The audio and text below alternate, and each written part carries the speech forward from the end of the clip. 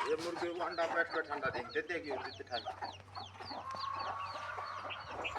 ये सैलरी लाई जाएगी अपन बढ़िया है सारे यार बहुत ज़्यादा सैलरी इस्तेमाल की तुम्हारी इससे थोड़ी सी हम कम देंगे